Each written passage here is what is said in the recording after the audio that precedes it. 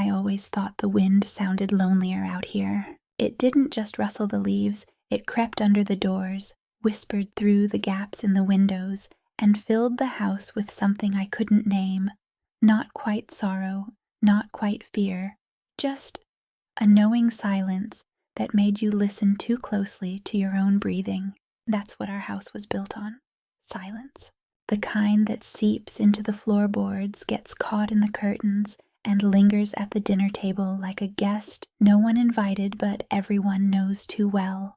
My mother, Diana, didn't believe in small talk. My sister, Rachel, filled the air when she wanted to, but mostly just disappeared into her music or her long walks down the gravel road.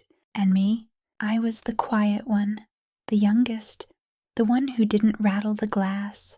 We lived in an old cedar farmhouse on the outskirts of a town so small it didn't even have its own grocery store, just a gas station, a diner, and a church that still rang its bell on Sundays, whether anyone came or not. Tennessee summers out here were thick and slow, but by September the air would turn sharp and dry, like it had something to say. That's when he showed up, James Holloway. The first time I saw him, he was standing at the edge of our property, where the trees started to thicken and the fence sagged like tired bones. I was sweeping the front porch, and I remember the broom stilling in my hand. He didn't wave, just stood there, tall still with hands deep in the pockets of a worn denim jacket. His hair was the color of dry bark, and his eyes, though I couldn't see them clearly from that far, seemed to settle on me like they'd been waiting. I don't know how long I stared before Rachel came up behind me and said, "That him?" I jumped. "What? Guy Mama hired to fix the barn," she said, peering past me. "She mentioned it yesterday." I hadn't been listening yesterday, or maybe I had, but tuned it out like I did most things lately. I didn't remember Mama mentioning any man, let alone one like that. Is he just gonna stand there? Rachel shrugged and walked inside, leaving the screen door slamming behind her. I stayed, and he stayed, until Mama came around the side of the house with her gloves in hand and called out, "James!" He turned, nodded once, and followed her around back without saying a word. By supper, the barn creaked less when the wind blew. He'd reinforced the beams and stacked the fallen lumber neatly by the tool shed. Mama invited him in for cornbread and chili, and he accepted like he'd done it before, like he belonged. The table was small, 4 chairs, no more. We hadn't had company in years. I watched as James sat across from me, his fingers calloused, his boots dusty, his eyes never quite landing on anyone for too long. "You grew up around here?" Mama asked him, her tone light, too light. "No," he said, stirring his bowl. "Came from Virginia. Wife passed last year, figured I'd go somewhere quieter." Mama nodded slowly, like that explained everything. Rachel leaned forward, resting her chin on her palm. "You planning to stay long?" James looked at her. "That depends." "On what?" He smiled, just barely. "Whether the work stays." No one said anything after that for a while. The only sound was the spoon against the bowl and the wind outside, pressing against the walls. That night, I lay in bed and listened to the creak of the hallway floor as Mama moved around, turning off lights, locking doors. Her steps paused outside Rachel's room, then mine. I didn't breathe. She moved on. I turned toward the window and stared into the dark. Somewhere out there, past the barn and the trees, was a man who had brought something into our house. Not noise, not drama, but a different kind of silence. The kind you felt under your skin. The kind that changed the shape of a room without moving a single thing. I didn't know what to make of that, so I said nothing. Just like always, there's a kind of stillness that comes after a storm. Not relief, not peace, just the absence of sound, like the world is holding its breath. That's what our house became in the days after James started coming around more often. He never stayed long. He'd arrive in the early morning, nod politely, and head out to the barn. By late afternoon, he was gone. Not a goodbye, not a wave. Sometimes I wasn't even sure if I'd imagined him there at all, like he'd been absorbed into the land the way mist sinks into the fields. But everything felt different. Rachel started waking up earlier than usual, brushing her hair before breakfast, wearing soft blouses that caught the light when she walked past the window. Mama baked more, cornbread, peach cobbler, things we hadn't had since Dad died. No one said it, but I felt it. We were changing, shifting, quietly competing for something none of us dared name. One afternoon, I brought lemonade out to the barn, not because I was asked, not because I wanted to, just because it felt wrong that he might be thirsty and no one noticed. He was sanding down a post, his shirt damp with sweat, sleeves rolled to his elbows. The air was thick with cedar dust and heat, and something in my chest fluttered. A bird startled too early. He looked up when I stepped into the light. "Hey," I held out the glass. "Thought you might want something cold." "Thanks." His hand brushed mine when he took it. Just a second, skin against skin, but long enough to make me feel off balance. He drank, then nodded. "You help with the horses?" I shook my head. "Rachel does more than me. I mostly stay inside." He glanced toward the house. "Pretty quiet in there." I nodded. It's always been like that. He didn't ask why. He just handed the empty glass back, set it on the railing, and returned to his work. That was it, nothing more. But I stood there a minute too long, hoping, and hating myself for hoping, that he'd say something else. That night, Mama wore lipstick. It was barely noticeable, a soft plum color she hadn't touched in years. But I saw it. So did Rachel. Her eyes narrowed across the table just for a second, then she laughed louder than usual at something James said. Mama asked him if he liked rhubarb. He said he wasn't sure. Hadn't had it since he was a kid. She promised to bake a pie the next day. I picked at my potatoes. James complimented the food, said he hadn't eaten this well in a long time, and Rachel said, "Maybe you should eat here more often." The way she said it, like a dare, like bait. Mama smiled, but her fingers tightened on the edge of her napkin. I excused myself early that night. I didn't sleep. The next morning, I found Rachel outside near the clothesline, hanging up damp sheets in the sun. "He likes you," she said, out of nowhere. I froze. "What?" She turned, the wind pulling a strand of hair across her cheek. "James, he looks at you when he thinks no one's watching." "No, he doesn't." "Does it matter if he does?" Her voice was too light, too careful. "Mama likes him too, you know." "I know." We stood there a while, the wet linen snapping between us like a flag for a war we hadn't declared yet. Rachel's voice dropped. "Do you like him?"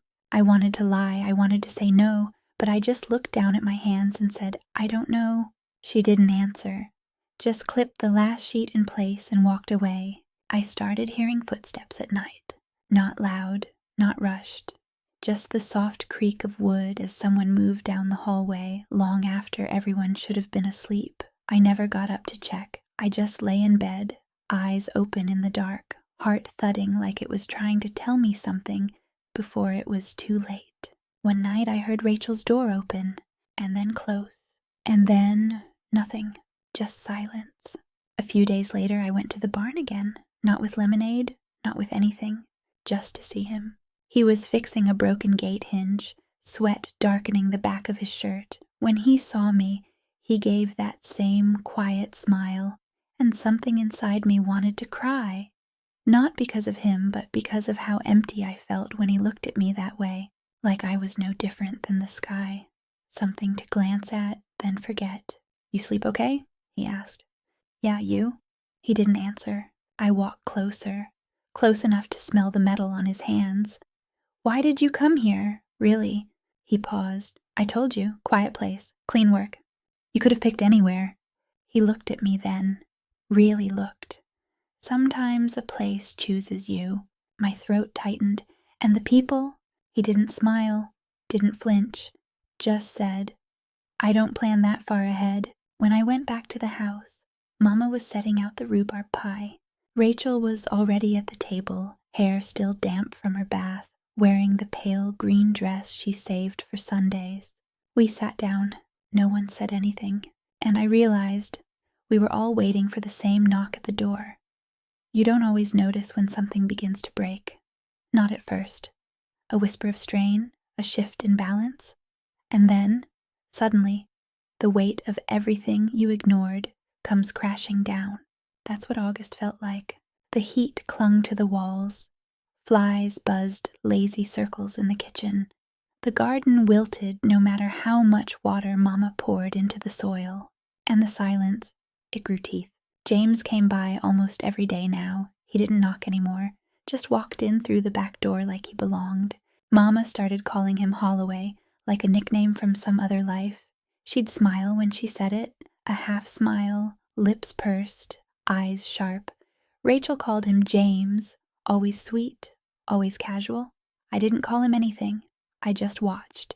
Watched the way Rachel leaned too close when handing him a coffee mug. Watched Mama touch his arm when she laughed. Watched him lean back in his chair, eyes unreadable, like he was letting the whole house orbit around him. I wondered if he noticed how we all started dressing better, how Rachel wore perfume she never used before, how Mama braided her hair again, a style she hadn't touched since before Dad died, how I kept my room spotless just in case he ever looked. He never did. One night I found Mama outside by the porch smoking. She only did that when something was bothering her, or when something thrilled her so deeply she couldn't bear to show it in the house. I stood beside her for a moment before speaking. "You like him, don't you?" She didn't answer right away, just exhaled a slow stream of smoke into the thick night air. "He's a good man," she finally said. "Is that the same as liking someone?" She gave me a look, not angry, just tired. "When you get older, you'll understand. A good man is hard to find." I almost asked her if a good man kissed more than one woman in the same house, but I didn't have the proof. Not yet. 2 days later, I found Rachel's necklace on the barn floor, the silver one, the one she never took off. I picked it up, brushed off the dirt, and stared at the little charm, a tiny heart, barely bigger than my thumbnail, and I knew she hadn't dropped it by accident. That same night, James came in for dinner late. His shirt was half unbuttoned, his hair damp. Rachel didn't look at him, but Mama did, and her smile, that brittle, feminine kind of smile, cracked at the edges. Something had shifted, finally. After dinner, I found Rachel on the back porch, her knees drawn up to her chest, the hem of her dress falling just above her ankles. I sat beside her, held out the necklace. She didn't take it. "I don't want to talk about it," she said quietly. "You left it there?" I said I don't. "Does Mama know?" She looked at me then, eyes glassy, voice trembling. "Does she need to know?" That hit something deep, because no, she didn't, and that was the worst part. We were becoming strangers, secret keepers inside the same 4 walls. I started avoiding the barn after that, avoiding James, but it didn't help, because one morning I caught him staring, not at Rachel, not at Mama, at me. His eyes held too long, not kind, not cruel, just measuring, like I'd become part of some equation he was finally ready to solve. I felt sick. A week later I heard them arguing. Not James and Rachel, not James and Mama, Rachel and Mama. It was after midnight. I was still awake, staring at the ceiling, counting the creaks in the floorboards like prayers. Their voices started low, sharp, urgent, words I couldn't catch, then louder. "Mama, you think he loves you? You're a child. Rachel, you're jealous. You always have been. Mama, you don't know what love is. You only want what you can't have." Then a slap, or a dish, or something breaking. Then silence. I didn't get up. I just cried into my pillow, quietly, like I used to when I was 10 and Dad didn't come home. That weekend, James didn't show up. Not Friday, not Saturday, not even Sunday, when Mama baked biscuits from scratch and Rachel waited by the mailbox like it mattered. He was gone, and in the absence of his presence, the house started to rot. Not physically, not yet, but emotionally. The quiet became poison. The air tasted like guilt. I couldn't breathe. That night, I found myself outside, barefoot on the porch, staring out at the darkness. And then headlights. My heart thudded. I don't know who I hoped it was, but it wasn't James, just some neighbor passing through. Still, I waited until the lights disappeared. I think that's when I realized James wasn't the storm. We were. The day James came back, the sky split open. A late summer storm rolled in just before dusk. Thunder low and slow, like it had a secret to tell. The kind of storm that made the trees hold their breath. I was peeling potatoes at the kitchen sink when I saw his truck pull in. Same old pickup, same dented fender. But it felt different. He'd been gone 12 days. 12 days was long enough to hope he was never coming back, but not long enough to forget how everything changed the moment he walked through our door. Mama looked up from the stove when the headlights swept across the window. Rachel froze with a fork halfway to her mouth. No one said a word. He came in like he hadn't disappeared, like he hadn't left our whole house unraveling while he went off to wherever men like him go to think. "Evenin'," he said, soft as always. And just like that, the world shifted again. Mama poured him a glass of sweet tea with a hand that trembled just barely. Rachel didn't look at him once. And me? I smiled. It was a small smile, quiet and closed, but it was the first one I'd given him in weeks. He noticed. Of course he did. After dinner, he asked if I could help him in the barn. Said something about a loose hinge on the tack room door. Mama opened her mouth, maybe to say she'd go, but then closed it again.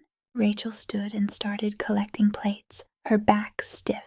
I followed James out without saying a word. The barn smelled like wet hay and rain. The thunder was closer now, rumbling like a warning under our feet. He didn't touch me, didn't say anything he shouldn't, but he looked at me like he could, like he might. If I didn't look away first, I didn't. "I miss this place," he said, running his hand along the stall door. "Missed y'all." I wanted to ask why he left. I wanted to ask if he kissed Rachel. I wanted to ask if he ever thought about me when he wasn't here. Instead, I said, "The horses missed you." He laughed, low, rough. "Did they now?" And then quieter. "Did you?" My heart caught, but I didn't answer, because if I did, I wasn't sure what would come out. That night I dreamed of fire, of our house burning down while the three of us stood outside, barefoot in the grass, watching it crack and curl into the sky. James wasn't there, but the smoke smelled like him. The next morning, Mama sat at the table with her Bible open, but her eyes unfocused. "Men like him don't stay," she said, not looking at me. "They don't belong in quiet places, they stir the dust." I wanted to defend him, but I didn't know how, not without betraying her. So I said nothing, just like always. Rachel didn't speak to me for 2 days. When she finally did, it was in the hallway outside our shared bathroom. "Did you go to the barn with him?" I didn't lie. "Yes." "Did he touch you?" The air between us thickened. "No." She studied my face for too long. "But you wanted him to." It wasn't a question. I went back to my room and locked the door. That evening, James knocked. Not on the front door, on my window. I opened it, heart in my throat. "You okay?" he asked. I nodded. "You shouldn't be here." His eyes were tired, shadowed. "Tell me to leave and I will." But I didn't, because something in me needed him to stay. Not for love, not even for want, but because silence, once broken, becomes unbearable when it returns. A week passed, then another, and somewhere in there things settled into a new kind of quiet. James came by every other day, never stayed long, never touched anyone. But the energy, the tension, lived in every room. It filled our cups and clung to our curtains. Mama cleaned more than usual, scrubbed the baseboards, polished the silver, rearranged the pantry like it mattered. Rachel stopped singing in the mornings, stopped brushing her hair before bed, and me, I wrote his name in my journal just once, then crossed it out until the page tore. Then came the Sunday Rachel didn't come home. She was supposed to be back by noon. She'd gone to town to buy thread, she said. By 3 p.m. Mama was pacing. By 5 p.m. James pulled into the driveway, and Rachel was in the passenger seat, her lipstick smeared, her sweater inside out, eyes glassy. Mama didn't say a word. James just tipped his hat and walked back to his truck. Rachel stood there in the gravel and said, "I'm not sorry." Then she walked inside and slammed her door. That night the house breathed fire. Not literal, not yet, but in voices, in slamming doors, in whispered sobs through thin walls.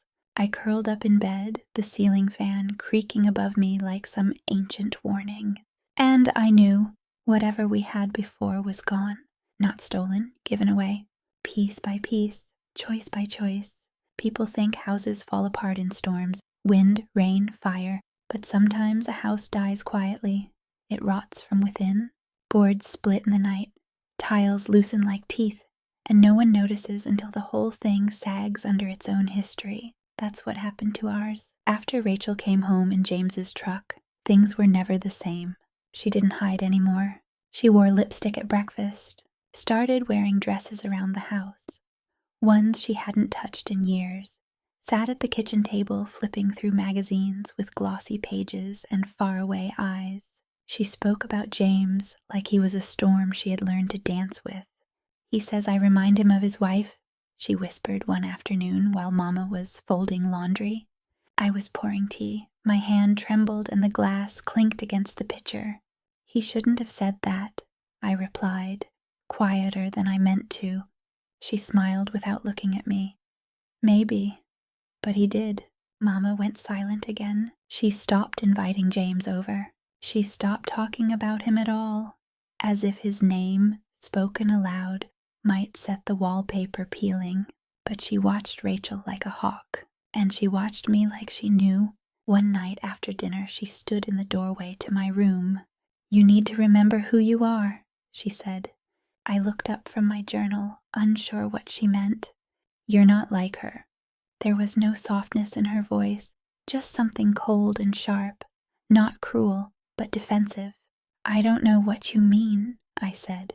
She didn't answer, just turned and walked away. James stopped knocking on my window, and I told myself I was relieved. But at night I kept the curtains half open, just in case. Rachel brought him around more often, not to help with the fence or check the roof, just to be there. She'd laugh too loud at his jokes, brush something off his shoulder that didn't need brushing.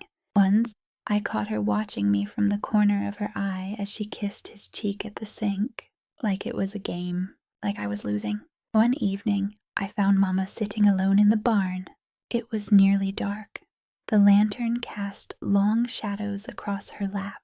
She was holding a photograph, one of her and Daddy, young and soft-eyed, taken years before Rachel or I were born. "He was kind to me," she said, not looking up. "Your father." I nodded, unsure why she was telling me. "I never loved anyone after him, not really." Silence. I thought maybe James, but men like that, they don't see women like me, not anymore. Her voice cracked just once. Then she looked up at me. "You do understand, don't you?" I didn't know what to say, because yes, I understood too well, and that terrified me. That night I wrote in my journal until my fingers cramped. Wrote things I never meant to admit. I wanted James to look at me the way he looked at Rachel. I wanted to be the reason he stayed. And worse, I hated my sister for getting there first. A week later it happened. Rachel and James were out late, said they were going to the lake. Mama pretended not to hear it. I stayed up, watching the clock, counting the clicks of the old kitchen wall clock like they meant something. By midnight, I was curled on the couch in one of Daddy's old flannel shirts, half asleep, when the truck lights flashed across the window. I peeked through the curtain. They were kissing, hard, pressed against the side of the truck like teenagers. Rachel's hands in his hair, his hand on her waist. It wasn't love, it was hunger. And it gutted me. I didn't cry.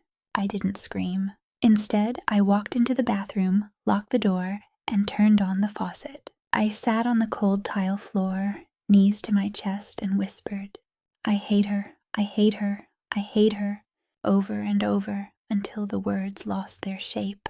Mama found me there an hour later. She didn't say anything, just sat beside me on the floor, knees cracking, and placed her hand over mine. For a moment, we were just two women, Not mother and daughter, not rivals in love, just two broken hearts pressed together in silence. And that silence, it was the loudest sound I'd ever heard. You can only hold your breath for so long. Eventually, the lungs scream, the skin prickles, and the part of you that begged to stay silent, it starts to howl. That's what August became. One long, aching breath I couldn't hold any longer. Rachel was glowing.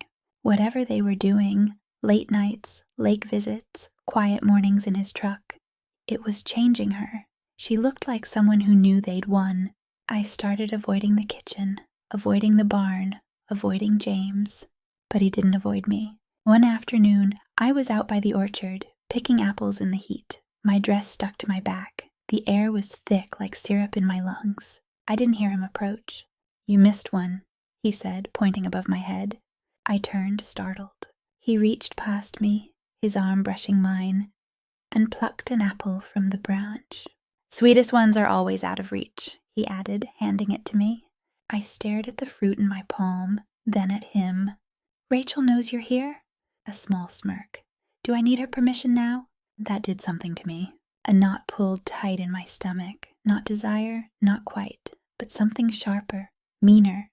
"No," I said quietly, "but Mama might." He laughed at that, low, dry, like I was funny without meaning to be. Then he stepped closer, too close. "You always watch me," he said. "Since the beginning." I froze. "You think I didn't notice?" He continued. "You're quieter than your sister, but quieter isn't invisible." My heart pounded against my ribs. "I wasn't—" He tilted his head. "Wasn't what? Watching me? Wanting me?" The words hung in the hot air between us like flies. I stepped back. He didn't follow, just smiled, shook his head, and turned to leave, whistling as he walked toward the house. And for the first time I saw it clearly. He liked the game, all of it. That night I dreamed I was drowning. The lake pulled at my feet. Rachel stood on the shore, holding James's hand. Mama stood behind her, silent. Neither of them reached for me, and James smiled as I sank. When I woke, I was crying, but it wasn't just the dream. It was the way the air smelled different now, like change. It was the way Rachel hummed when she cooked breakfast, the way Mama stopped singing when she hung laundry.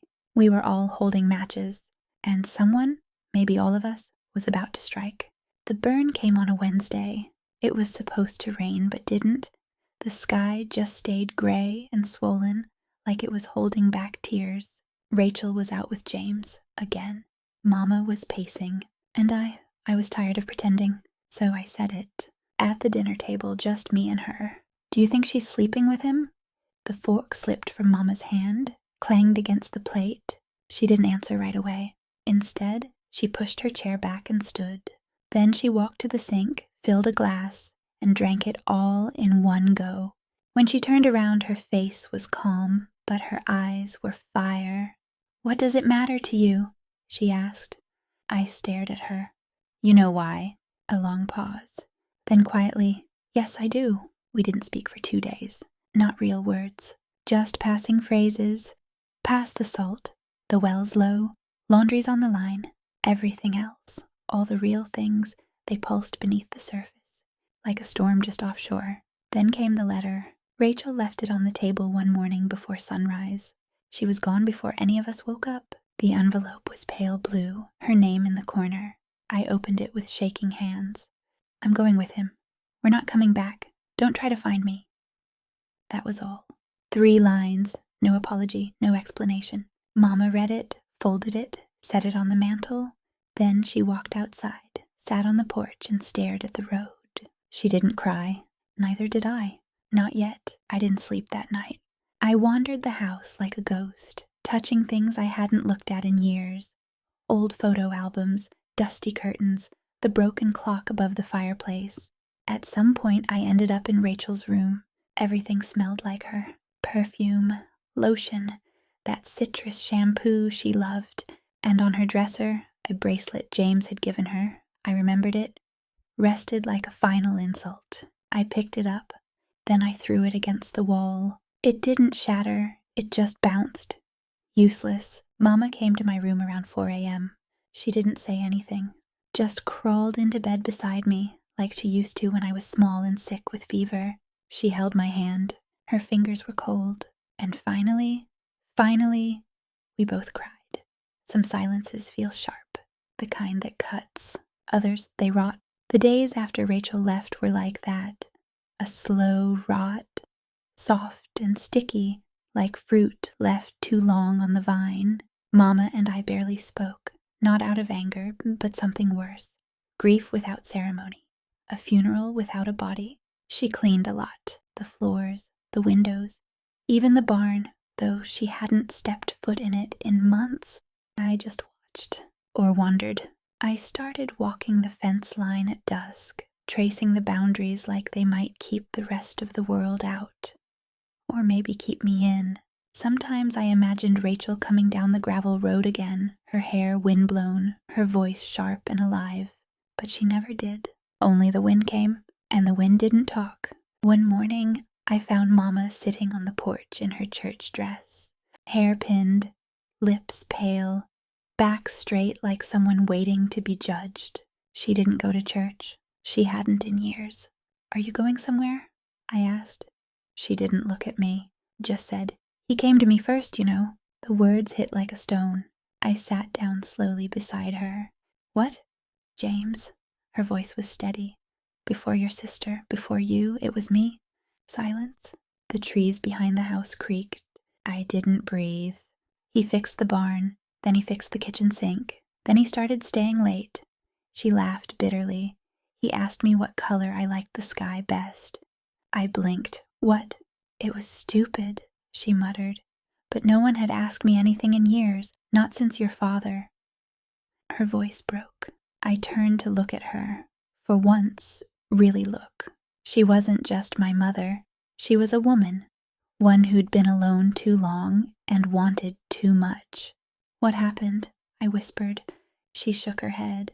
"I told him no, eventually. When I saw the way he looked at Rachel. At you." I stared at the porch railing. "You think he planned it?" She didn't answer right away. "Then, I think James Holloway has a hollow heart, and people like that, they fill it however they can." That night, I sat in Rachel's room again. This time I didn't throw anything. I just sat on her bed holding a sweater she'd left behind. It still smelled like her. I remembered being 10, watching her get ready for high school dances. Remembered her painting my nails while we lay on the porch at night. She was my sister. She was my only sister. And now she was gone. Because of a man none of us really knew. A man who saw us, not as people, but as mirrors. Reflections he liked to bend. I wrote her a letter, not to send, just to say what no one else would.